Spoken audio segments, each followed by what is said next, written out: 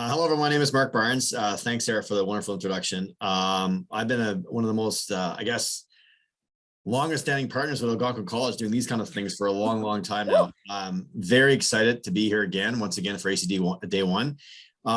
So I guess my story is personal and it is an Ottawa-based story. So we'll talk first about what happened to me, and then I'll talk a little bit what I do at Algonquin. So first and foremost, my story happens with someone around your age, I assume, someone who's college age anyway. As a regular pharmacist in Westboro in 2012, I dispensed a fentanyl patch to a dying cancer patient.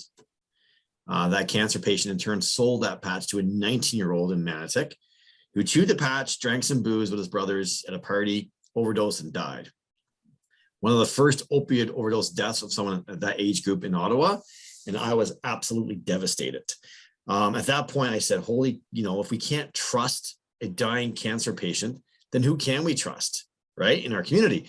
Because I felt then the only way to support overdose and prevent addiction was to prevent supply of the drug, which was completely wrong. I was a very naive pharmacist back then, thinking about, I just got to stop something. So I had an interview already lined up with Steve Fisher from CBC later that week to discuss the opioid crisis in Ontario and Canada at that point in 2012, which was mainly OxyContin was an issue. So I said to Steve during that interview with CBC, that is it. You cannot get a fentanyl patch from my pharmacy unless you return an intact patch back to us. He said, so Mark, essentially you're going to do a fentanyl patch for patch return program. I'm like, yep, I'm doing it. So then I turned around to my staff and said, ooh, I just shot my face off to CBC. We have to develop a program because I just told them we're doing it. And that's how I thought of it. It was picked up by CBC nationally that night. And then that was a Thursday. By Monday morning, I had well over 30 immediate requests from across the country, as well as Canada AM, to discuss the fentanyl patch return program. There was a cry for somebody to do something about these fentanyl patches as they were killing people from coast to coast. So that with that now law of fentanyl patch return is Ontario law. It gained royal assent at the House of Assembly at Queen's Park in 2014. Called Safeguarding the Community Act, Bill C-33, so Vic Fideli up in North Bay. But it really did nothing, right? At that point, I thought the only way was to prevent supply. You can't prevent supply of opioids in Ontario. So, but then it kind of led us to do some self-reflection about what we want to do as pharmacists, professionals. And I wanted to work with opioid addiction and prevent overdoses full-time. So we opened back in 2013, our first Respect Rx pharmacy.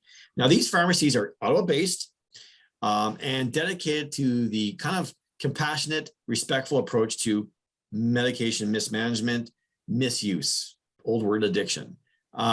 So that's what we do full time. We opened the doors 2013 with 0 patients. Didn't really know what the hell we were doing, but we knew we had to be different because the biggest thing missing from addiction at that point was respect for the story, the history, understanding that it's trauma informed, that people don't have a choice. And we had to be different. Respect was missing. But when you show respect to someone on their worst day, not only do you have a friend in that person, you have a friend in their whole community. Now, advance to 2021, 2022, we have 5 locations in Eastern Ontario and access to well over 3,000 people battling opioid use disorder every day. So my story, though, it comes from a pharmacist, addiction specialist perspective. The voice of my clients and my patients is what you want to take from this today, and let you know their story and why it's so important that everyone carries naloxone, what the hell it is, and why it's so important that we talk about addiction, talk about mental health in a different way, especially among health professionals or the future professionals you'll be after you leave Algonquin. Now, mentioning Algonquin, why am I so passionate about it and why I'm happy to be here? We started doing this stuff years ago, me and Sarah. Actually, before Sarah was even there. And that's the truth. And we were doing this stuff with the Umbrella Project through harm reduction and just speaking to students in a low barrier, open booth type concept on campus saying, hey, I don't care what you do. Let's just do it safe. And that's what we think about, whether it be your sexual health, substance use, just, kind of meeting you guys where you guys are mentally. And that's what we do. And that's what my approach is in addiction. So we have trained so many people at Algonquin College and over the years, and we're so excited to keep doing this program that I said, I need to give back to Algonquin for the work that we've done together. So last year, we started the Respect Rx Perseverance Bursary at Algonquin College. And that is an Algonquin College student receives $2,000 from RespectRx Pharmacy. And all the requirements are, do you have to be A+ student? Nope, because Mark Barnes wasn't. And, do you have to be, awesome in everything? No. You have to identify that you have had a problem with maybe substance misuse or complex mental health in the past, and you've overcome it. You're struggling through it. You're getting better, but you're going to school. That's all I care about. And that's how you qualify. Check it out at your gift website or your with the college gift center. Registrar's office. The registrar's office. Registrar's office. They'll handle it for you. Please apply. The first one was given out this year, and it was amazing. I heard the story. It was awesome. So that's who I am in a nutshell. But enough about me. Let's talk about the problem at hand and the opioid crisis. So with that, I'm going to share my screens. Host disable participant screen sharing. Can you make me a co-host there? Oh yeah, sorry, Mark. No worries. So the opioid crisis in Ontario is terrible. It's getting worse. I'm actually looking at some updated statistics right now on my other desktop over here, and I'm like going, it's not getting any better. It's almost like COVID. It's just not going away, and it won't go away. And it's getting worse and worse. And really, the opioid crisis is kind of a pandemic happening, or is an epidemic happening in the face of a pandemic. So with that, I'll share my screen. You guys can all see that. Okay. Slideshow.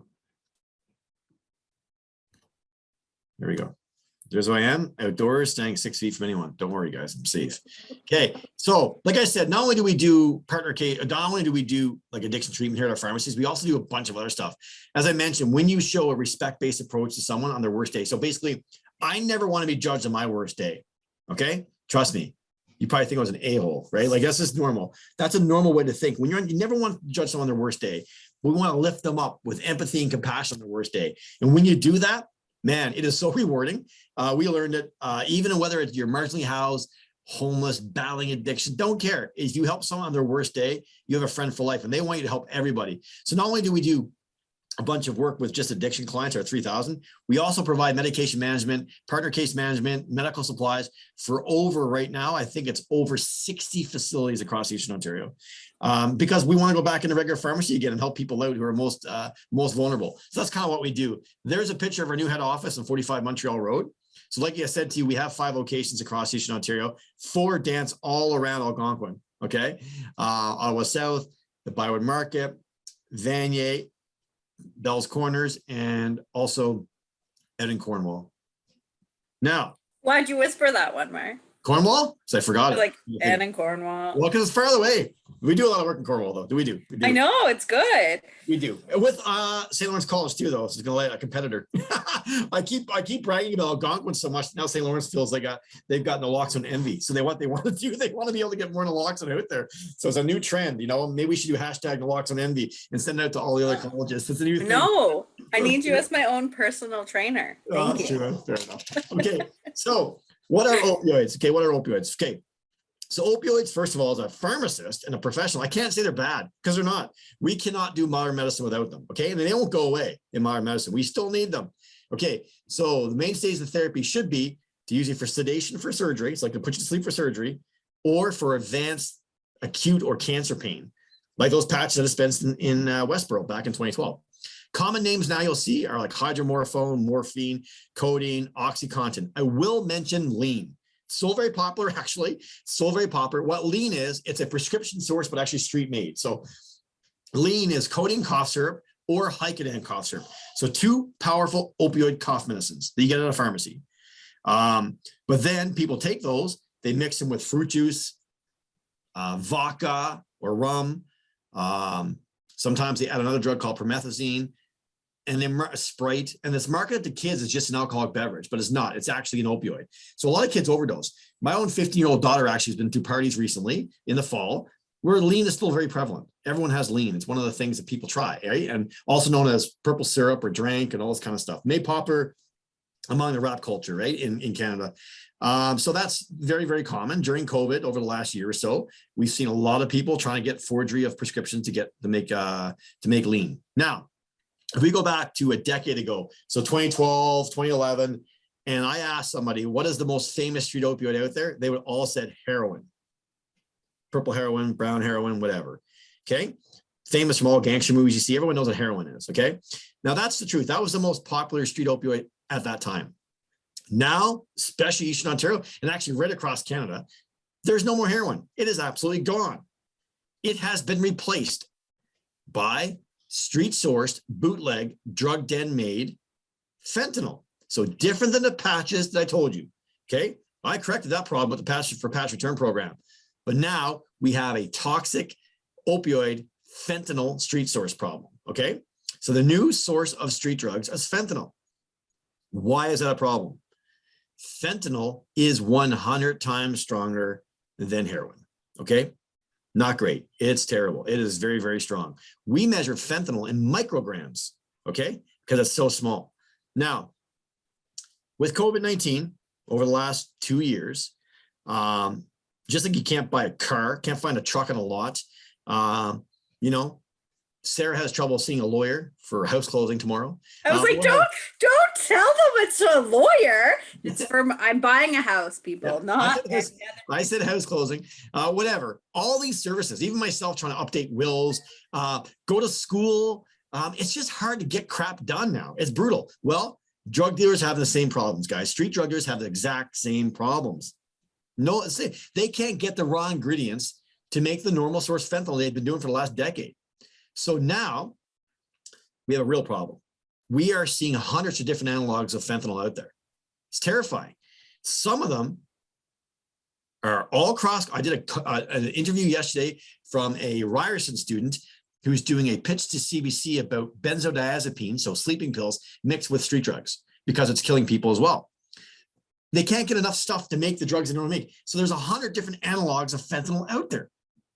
Some of them are 100 times stronger than fentanyl. So they're as strong as carfentanil. So basically in 10 years, Ottawa, Eastern Ontario, and all across Canada, the toxic drug supply has gotten 10,000 times stronger than heroin. We have a problem. That's a huge problem. They cannot control what they're using. It's gone from like carfentanil, or gone from heroin and OxyContin to like carfentanil and those analogs that are killing people just to money its amounts.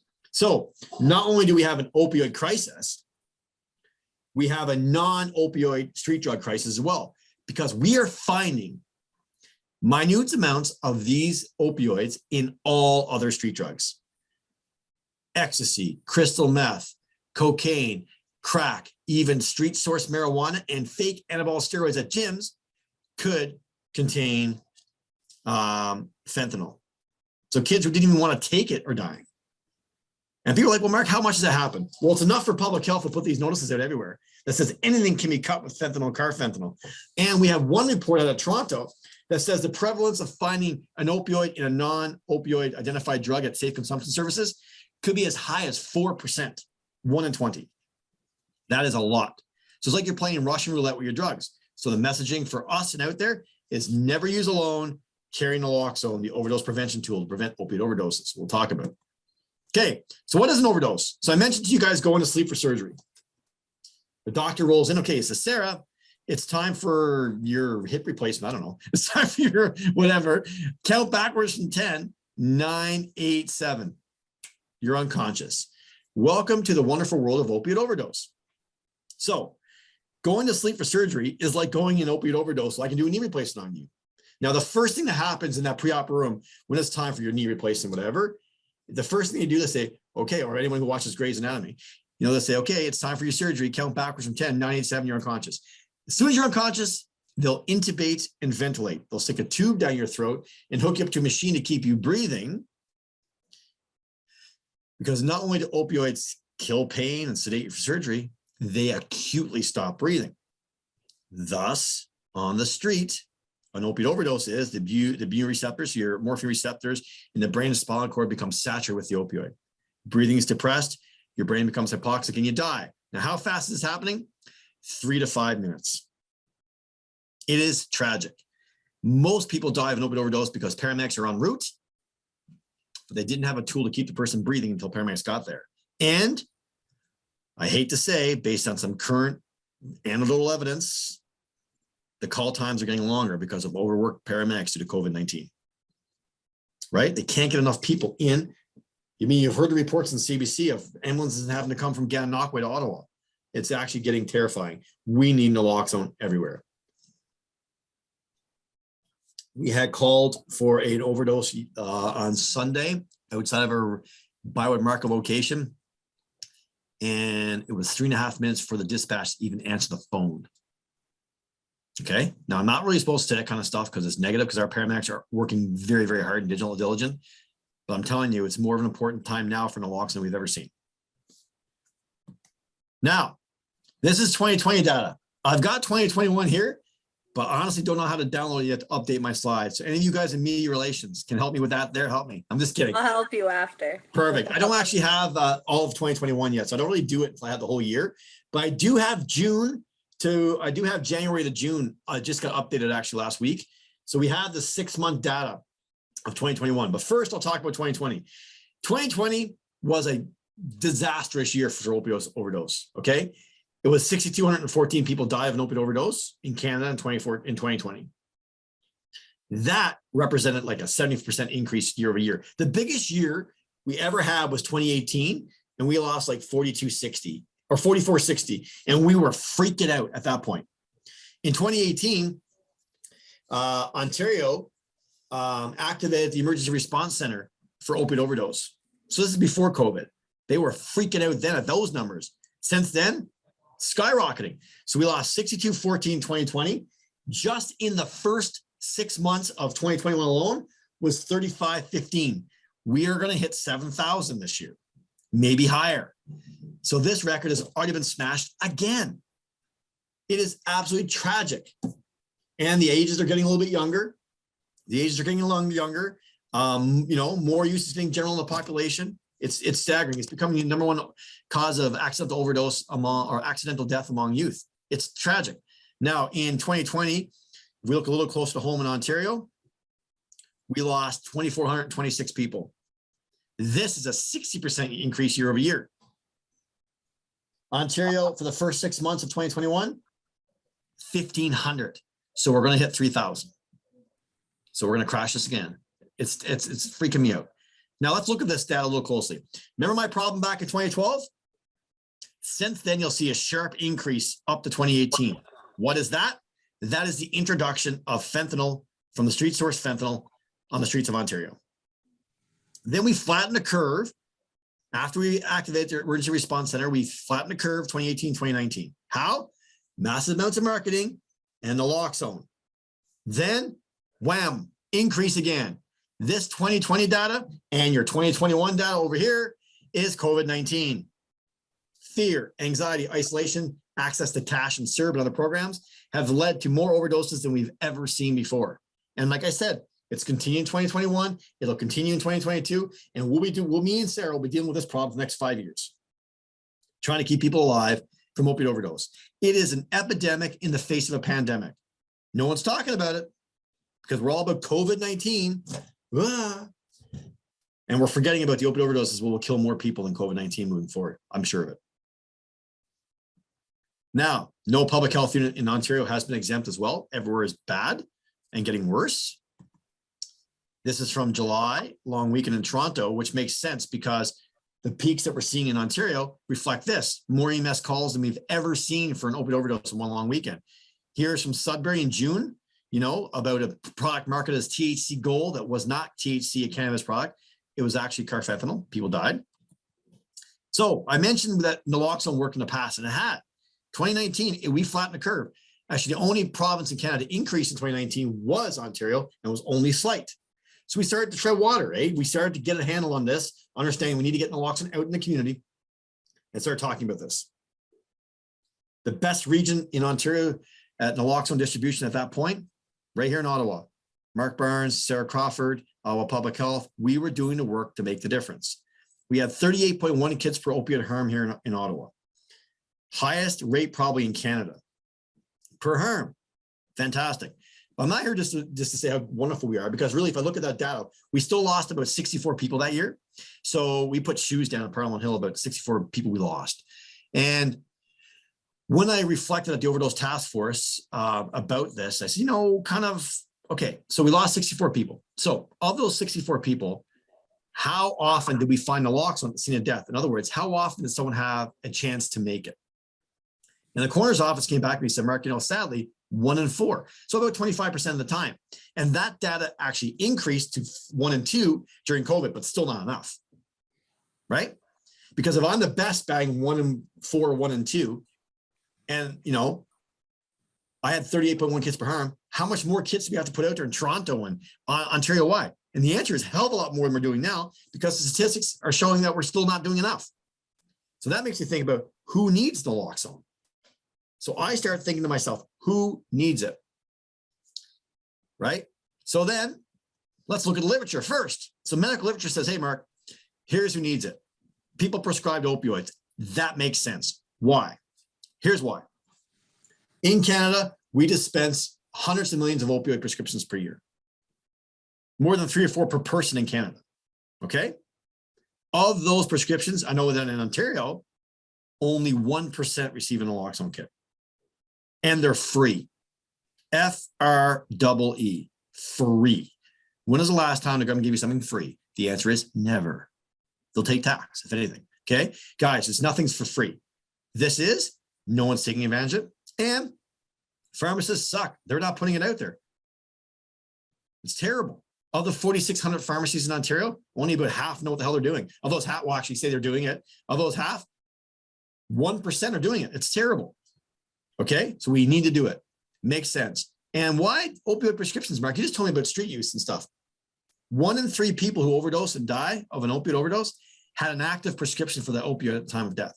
So yeah, people who are prescribed opioids must get naloxone. Guaranteed. And we're dropping the ball. And we are Canadian. We are super nice. Watch Schitt's Creek. We're super nice, okay? I'm telling you right now.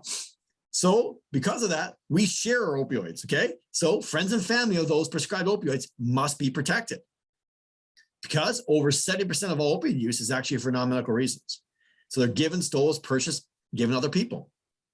We have to protect all our friends and family.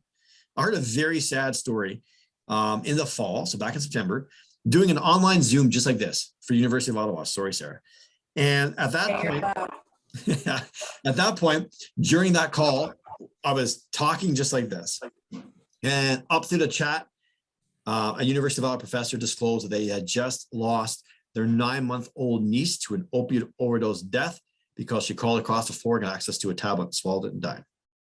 No naloxone in the house. Sad. We got to protect our friends and family.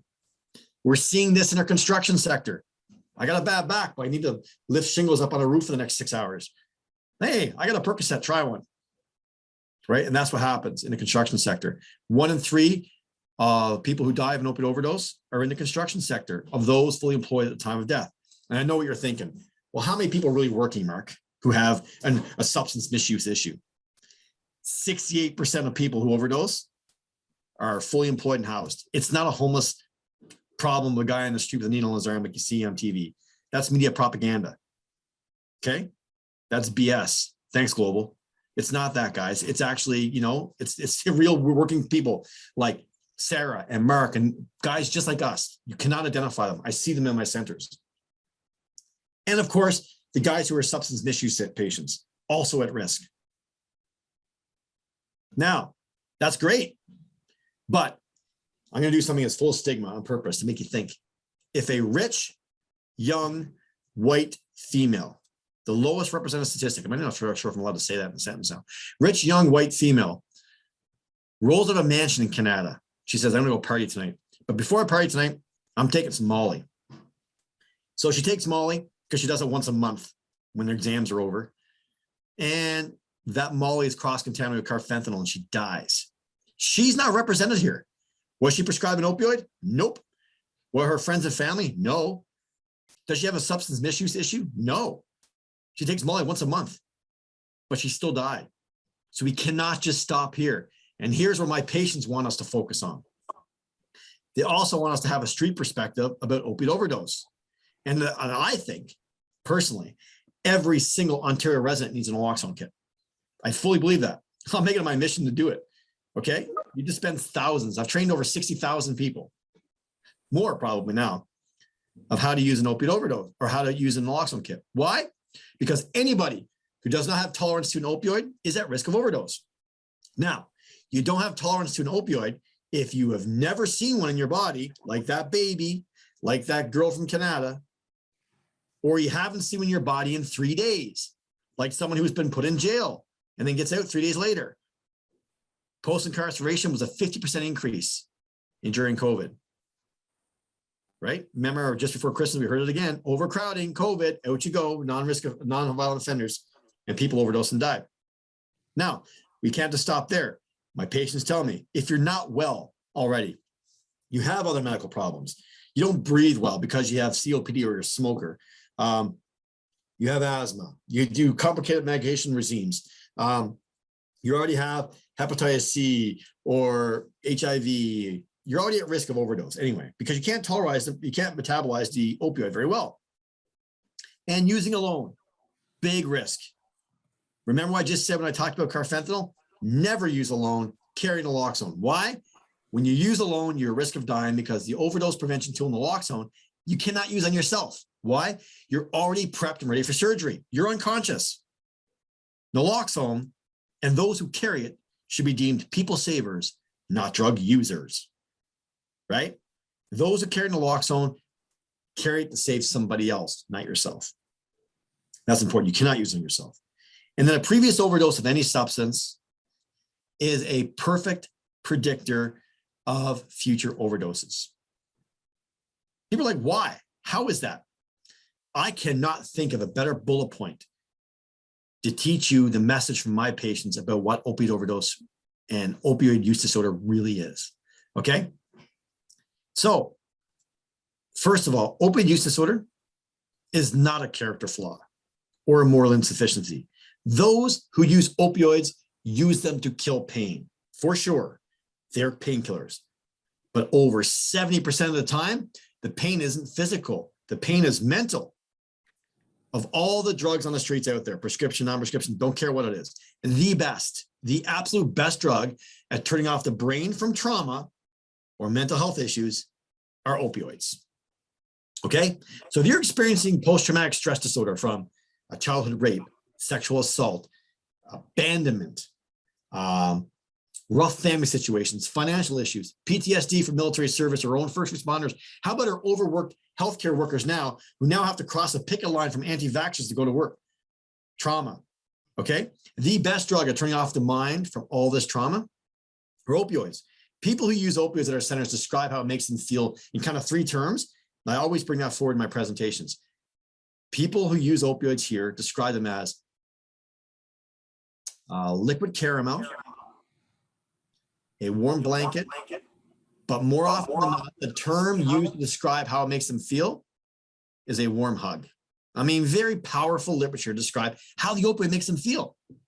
They're using it to turn off their mind. The problem is where this hug is the tightest is about 2 breaths per minute or less. They are almost physically dead. That's where they want to go to feel that hug. And they use that drug 5 times a day until they get well. And that takes years. So now with carfentanil and drugs that are 10,000 times stronger than heroin, they can't control what they're using. Even our most seasoned opioid users, or people who use this substance to survive every day mentally, can't control what they're using. The difference between overdose and feeling the hug is so small, they can't control it. So if you overdose once, you'll overdose again and again and again until you get well. And this is the message for my patients. So when you see a guy struggling with opioid use disorder and he's begging for money, don't judge. Understand that he has a very complicated history full of trauma, and he's just trying to survive. Now, the drugs, like I said, are stronger than ever. This slide here depicts how strong they are. This is known as LD50 or lethal dose 50% of the time. That's a 1-inch ruler on the right-hand side, guys. If we all took that much heroin, half of us would live, half of us would die. Same goes for fentanyl, same goes carfentanil. This is our toxic drug supply. This isn't Miami or London or Tokyo. This is Ottawa. It is the size of a few grains of salt. Now, what are the signs and symptoms of opioid overdose? When you guys order naloxone through me here for Algonquin College, you guys will get these cards in the mail with the signs and symptoms on the back as well. So let's go over them all. The first one is a decreased level of consciousness. Okay, you're completely unconscious actually and ready for surgery. I could punch you in the face and you will not wake up. We don't do that. We stopped that last year. I don't even punch all of you people in the face. Okay, Sarah? So there you go. Nobody gets punched in the face anymore. But that's how unconscious you are. So you will have to pinch and shake them. And then the pupils become pinpoint. So all you can see is the black part of your eye, or all you can see is the color part of your eye. The black part is gone. Very distinctive if you have bright blue or green eyes, because you look like a zombie. Then we start to hear deep snorting or gurgling sounds. This is the body gasping for air without the mechanical ability to breathe. Same sound you make if I took my hands, placed them around your neck and choked you out, but there's no hands around your neck. Your lips start to turn blue, your fingertips start to turn blue, then your whole face turns blue, right? And your whole hands turn blue. Blue is a great color for pale white guys, but if you're indigenous, Middle Eastern descent, dark complexion, black, it is more of a gray color. We have to update our literature to say blue or gray. Then we start to see vomiting, but it's not much like puking. It's more like foaming at the mouth. And then you start to shake. So these are all the signs and symptoms. Like I mentioned, I trained 60,000 people how to use a naloxone kit or more. When I asked them, they all come back with kind of the same 4 symptoms. So if you remember this, you're good. Pinpoint pupils, gurgling, blue-gray lips, and shaking. If you remember that, you're ready to rock and roll. Now, what is this stuff naloxone I keep talking about? So I simply define naloxone as the EpiPen for opioids. Everyone knows what an EpiPen is. Well, naloxone is like an EpiPen for opioids, but it's just a nasal spray. Now, it's a single-use nasal spray, already primed, ready to go. But like epinephrine can't remove peanuts from the body, this can't take the opioid out of the body either. What it does, it temporarily goes into the lung and brainstem where you breathe from, okay? Removes the opioid off those receptors for a short time, reactivating breathing to keep them breathing long enough to get paramedics there. We must be patient with our first response, our first responders right now. They're overwhelmed. Okay, so this stuff is more important than ever. It keeps the person breathing until paramedics get there. Okay, what's really cool, it only takes 2 to 4 minutes to start working, and the person doesn't even have to be breathing for it to work. Okay, so really cool stuff. It's a single-use thing. Now, a lot of people say, Mark, I heard stories that when you give someone Narcan, they wake up and they're so aggressive and pissed off at you, and they're in acute withdrawal from the opioid. That's BS. BS, okay? Straight up. Why? First of all, if it's an accidental ingestion, there's no tolerance, so there's no withdrawal. You can't have withdrawal if there's no tolerance. Second of all, they have taken enough opioids to kill an elephant, okay? They're gonna wake up agitated and anxious, absolutely, but they will not wake up in withdrawal. And I ask you this, Sarah's at a party. I give her a drink. I'm like, here, Sarah, have a drink. She's like, oh, Mark, thank you. And Sarah then takes a sip of my drink and she wakes up 7 minutes later with me pushing on her chest, sirens in the background, okay? All of her friends and family standing around her and something shoved up her nose. Is she gonna wake up like, oh, best party ever? Or is she gonna wake up like with agitation and anxiety? Likely agitation and anxiety. So that's a normal human response. That's not withdrawal, okay? It is normal.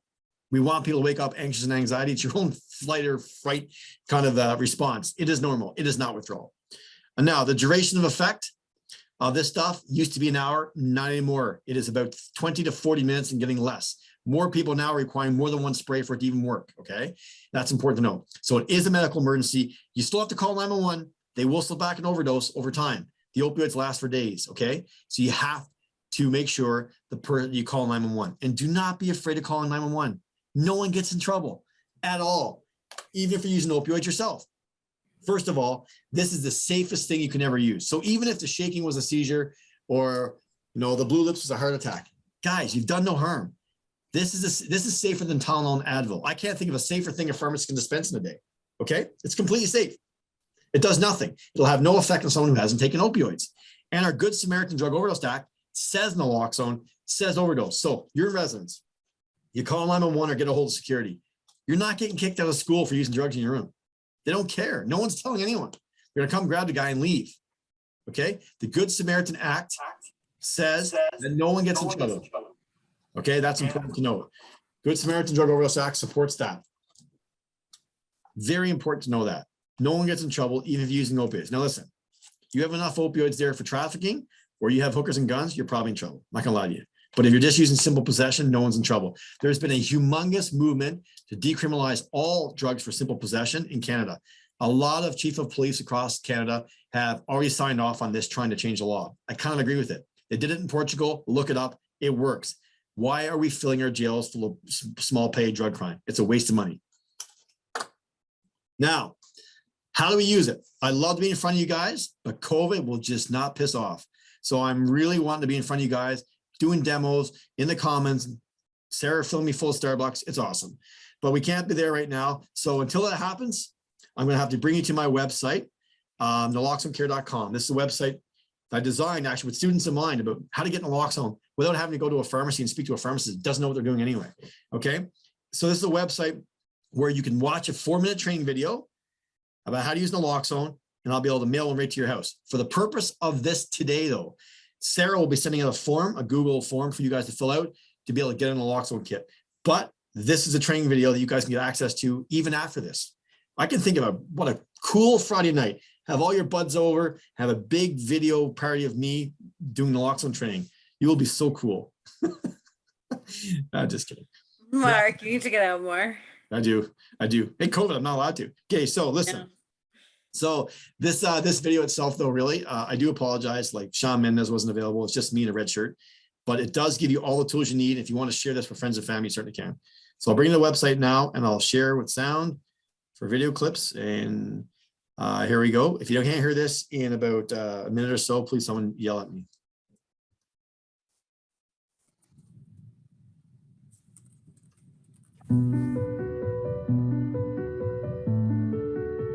In 2018, 1 Canadian died every 2 hours from an opiate overdose, and this number continues to rise.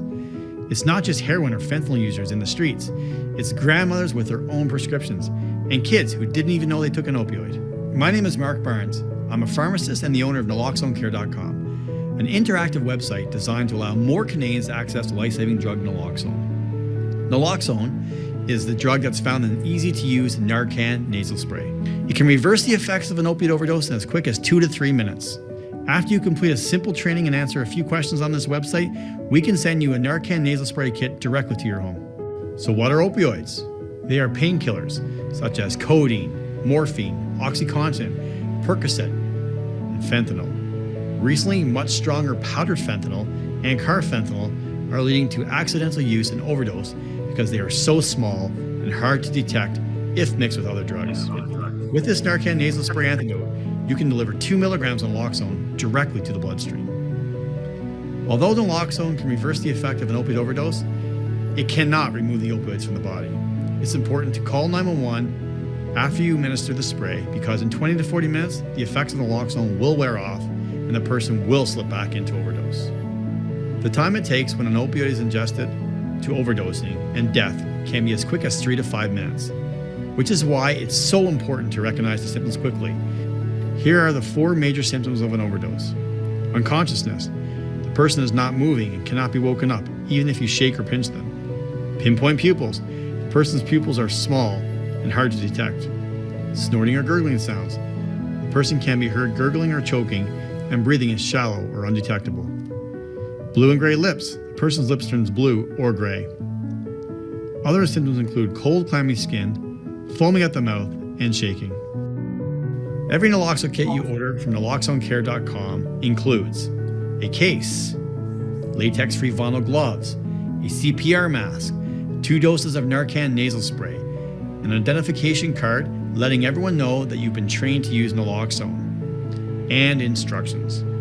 We like the 5-step approach to respond to an opiate overdose. Step 1, shake and shout. Assess the person and remember the major symptoms of an overdose. Step 2, call 911. If the person is unresponsive, call 911 right away. Step 3, administer the naloxone. Lay the person on their back. Remove the device from the packaging. There's only 1 dose per device, which is ready to use, so do not test or prime the device. Tilt the person's head back and provide support under their neck with your hand. Gently insert the tip of the nozzle into the nostril. Your fingers should be right up against the nose. If giving to a child, make sure the nozzle seals the nostril. Press the plunger firmly with your thumb to give the dose. Remove the device from the nostril. Step 4, chest compressions. Start CPR as it takes 2 to 3 minutes for naloxone to start working. If you have an AED, use it. If not, push on the center of the chest. This pushes any of the oxygen left in the body to the brain and circulates naloxone to the areas of the brain and lung to start working. Step 5. Is it working? If you do not hear a deep breath in 2 to 3 minutes, then go back to step 3 and administer a second dose of Narcan nasal spray found in your kit.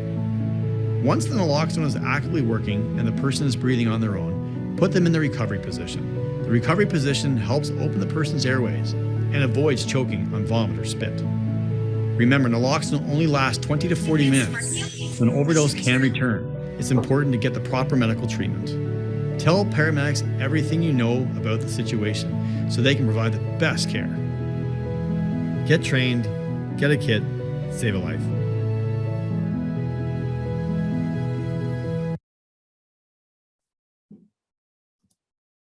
All right, so that's the video itself. Just remind yourself, remember, naloxone itself is very easy to use. I could already be convinced to change my video, okay? I really could. Reason why is that we measure the effectiveness of naloxone actually in morbidity and mortality data, which means, hey, did you make it, did you not make it? Which is super disrespectful of someone who needs this to survive every day. So I've seen the consequences of several overdoses where people are just not well ever again, mentally, maybe cognitive impairment, maybe physically with nerve damage. So we got to get naloxone into the body as fast as possible. Every second matters, and that's important. So here's my new 5-step approach. Step 1, you do your assessment, lickety split, fast as possible. Pinpoint pupils, gurgling, blue-gray lips, shaking. Someone's calling 911 for you in step 2, okay? Or you put them on your speakerphone on your cell phone and don't wait for them to respond. You give naloxone right away, okay? You open it quickly, you grab it. I'm trying to make it exciting. It's just a nasal spray and you spray in the nose. In order to use a nasal spray, the red is the plunger part, like it says in the video. You place in the nostril about 2 inches till your fingers touch the nostril, twist towards the eye and you spray. So left nostril, left eye, right nostril, right eye, and you spray it. When you spray it, boom. I just did it in my office here. It shoots about 2.5 feet in the air. Inside the nose, it coats the sinus. It's done, and you delivered it. You've done it. This one here is cooked. As you can tell, the plunger has been done, single use. Now, you're not done, but we are on the chest compression part. So here's how it works. Simple. You've given naloxone. You either use an AED to drive that naloxone from where you put it to the heart and the lungs and where it needs to work, or you push on the chest. I'm not here to teach you about CPR. It's very simple. You're going to push on the chest for about 2 minutes or less, probably over 100 times. You're going to push 2/3 of the way down the body. You may hear cracking of the ribs. That's okay. Okay. You push hard and fast on the center of the chest. And when it kicks in, you'll hear a sound that's heard in every single opioid overdose reversal. You heard this. A deep breath. Because you've reactivated breathing. Fantastic. Sometimes they wake up, sometimes they don't. If they don't wake up and they're breathing better, great. You put them in a recovery position. Otherwise, after 2 minutes of chest compressions and there's no improvement, face is more blue and gray. You're hearing more gurgling. You're starting to shake. You grab a second spray in your kit, you place in the other nostril and you spray again. So it goes spray, chest compressions for 2 minutes, spray, chest compressions for 2 minutes, spray. You keep going until you run on naloxone. A paramedic tells you to stop, or the person wakes up. That is it. That is all. And breathing better. Step 6, which is not in the video, which will be added soon, is your own mental wellness check. You've been through something traumatic. If there's one thing this last couple of years has taught me, is that we're not invincible. Sometimes, you know what, we're human, where you need help, okay? So you reach out to help. What does it look like? Well, Sarah Crawford has lots of resources for you guys. And that's important to note. As a student at Algonquin College, you are very well looked after. You have access to counseling services. You have access to people like Sarah, who are wonderful, wonderful people to keep student wellness at first hand, okay? And that's important. If it's spiritual healing, sports, entertainment, whatever you need, do it. Me, it's making fun of the Toronto Maple Leafs, whatever. It's so important, okay? That's the 5 to 6 step approach of how to respond to an opioid overdose. Now, we'll share my screen again quickly from the current slide. We've been through this here. How do you get naloxone? Like I mentioned, Sarah's going to send you a post presentation link to be able to get a naloxone kit. Otherwise, here's all the pharmacies in Ontario that are doing it or say they're doing it. Again, be cautious and let you know that you can go to a pharmacy and be anonymous too. You can say, hey, I want a naloxone kit. I don't want to tell you who I am. Pharmacists do have a hard time with that. If you have a problem at a pharmacy in Ontario, let me know and I will educate them on the consensus guidelines of how to dispense naloxone we wrote last year.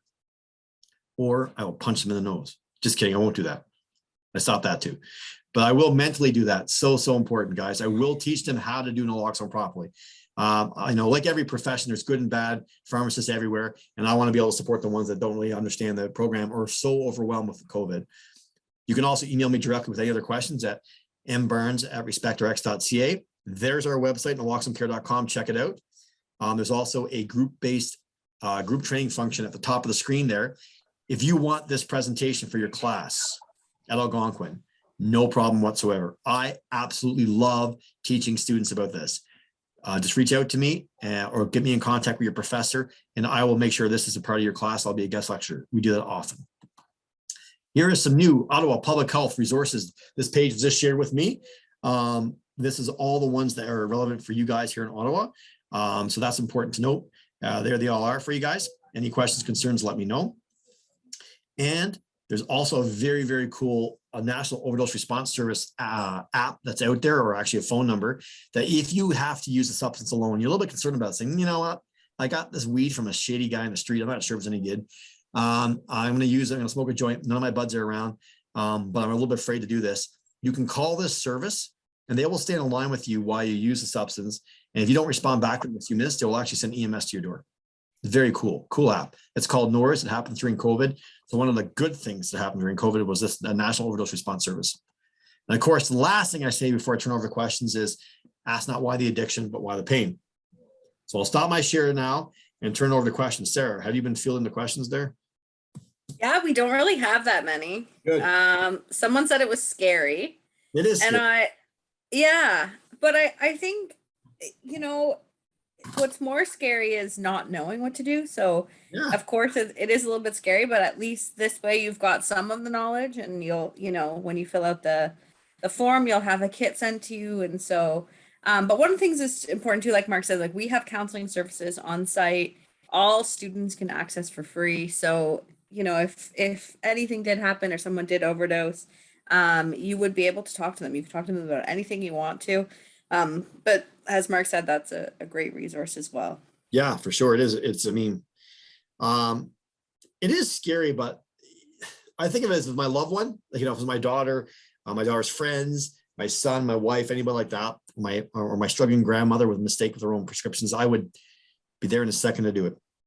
I mean, yeah, someone you don't know, who looks a little scary potentially, but think about this in your own family, right? This is a message that, we talk often about street misuse and street drugs, but really with your own prescriptions, right? Then it's a very scary situation. So that's why it's for. It's funny. So, someone just asked about how do we dispose of it if we ever use it? Then you give it to the paramedic and you go on to naloxonecare.com and order another one because you are a superhero. Yeah. It's funny because we talk a lot about getting rid of our old drugs, and usually I give all mine to Mark. And we're moving this week, so I've been collecting your drugs. Yeah, I'm like, I got some, like when I had my appendix removed, I got some T3s. Lots of things I need to get rid of for you. Exactly right. And there's an example of why it's so important to make sure that we that we get rid of old medications, but also you have a good conversation with your pharmacist and let them know, hey, listen, by the way, I use cannabis every now and then. And you know what? There's no judgment now, right? We're more open-minded than we ever have. There is still a lot of stigma in any health profession, but you've got to be willing to take your healthcare in your own hands, be an advocate for yourself, and say, hey, yeah, I do use substances every now and then. I'm normal, right? Like don't tell me, it's okay. I'm not going to make judge. Listen, I drank a lot of Mill Street Organic over the last 3 weeks. I'm not going to lie to you. Too much. Absolutely. No, we all do these things at times, right? And we're human. It's COVID. So take care of yourselves mentally, but please disclose that to a health individual so that we can actually keep you guys safe as possible. Harm reduction works. 100%. Yeah. I was like the other day I'm an Apple Tree medical patient, and I was filling out a form, and it did ask about, what substances do I use and how often do I use them, which I thought was really good. And, you put things in and it's not just, everyone used to ask about drinking, but now it was cannabis and other substances. And I was like, that's good. Folks, does anyone have any other questions before we finish up? Everyone's saying thank you, so that you're welcome. We're so happy to be here. Make sure you fill out the link. so that you can get yourself a kit, and be sure to check out the Umbrella Project. You'll find more events happening as well on the Student Support Services calendar. Thanks so much, guys, for the opportunity. Being in front of students is always my passion. You guys are awesome. I will actually, like I said, please go on to naloxonecare.com, group-based training, fill out a form, and I will contact you and see if we can get this for your class. We have 18 people sign up for the kit, so that's good. Awesome. Very exciting We'll stuff. Yeah. So my it'll be FedEx directly to you. So we do need some information from you. All this is confidential. And Amanda will be, from my assistant Amanda will be sending this stuff out to you. Yeah. Thanks, Got it all guys. here. I'll send it over to you in a sec. Beauty. You guys rock. Thank you so much.